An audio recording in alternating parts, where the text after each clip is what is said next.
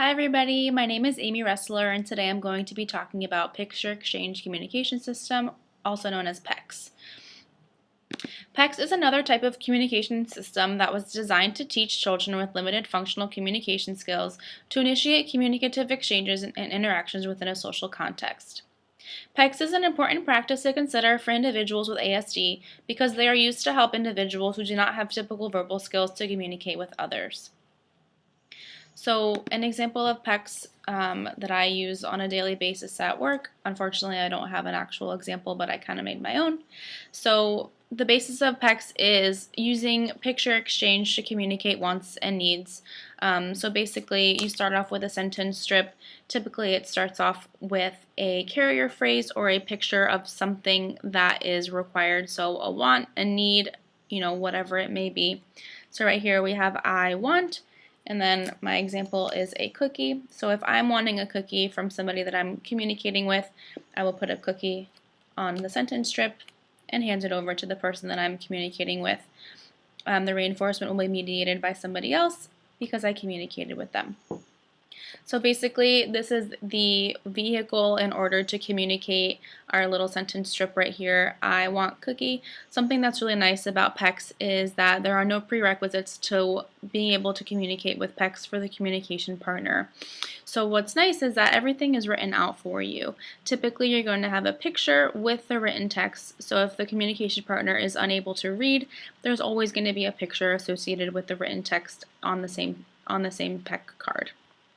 So here we have a person that's reaching for something that's indicating I want, and then we have a picture of a cookie, so clearly this person communicating would like a cookie. So in order to implement PECS, there are 6 steps that should be followed if we want to make the implementation as effective as possible. The first step is to teach the physically assisted exchange. The goal is to have the learner look at, reach for, pick up, and hand the picture or symbol to the communication partner as independently as possible.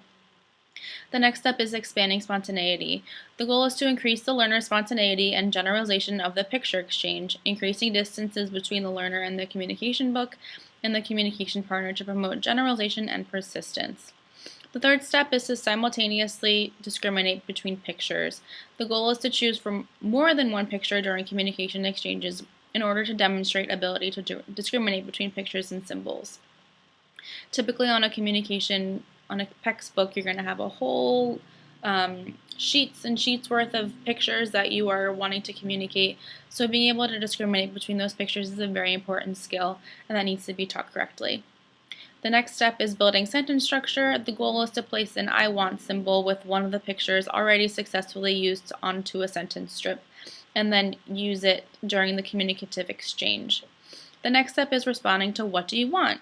The goal is to encourage initiation and teach the learner to answer the question, what do you want, by using a delay method and followed by fading and prompting. The last step is commenting. The goal is to teach a new communicative function, labeling or naming things, and to eliminate the question so that the learner can begin to use more spontaneous comments. The ultimate goal is to increase spontaneity among communication partners.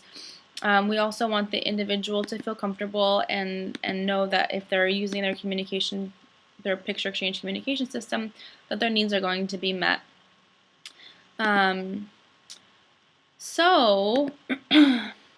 Children and youth with autism spectrum disorders may not use words the way the most typically developing children do. PECS has been shown to be a highly effective tool in helping to decrease challenging behaviors and increase the use of appropriate functional communication among individuals with ASD. It can be implemented anywhere communication is desired or needed and across a variety of home, school, and community settings.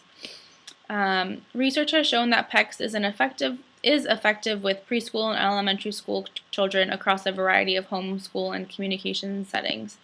Picture exchange communication system is a very effective way for individuals with ASD or other communication disabilities or delays to be able to effectively communicate with their peers and adults and make sure that their needs and wants are being met.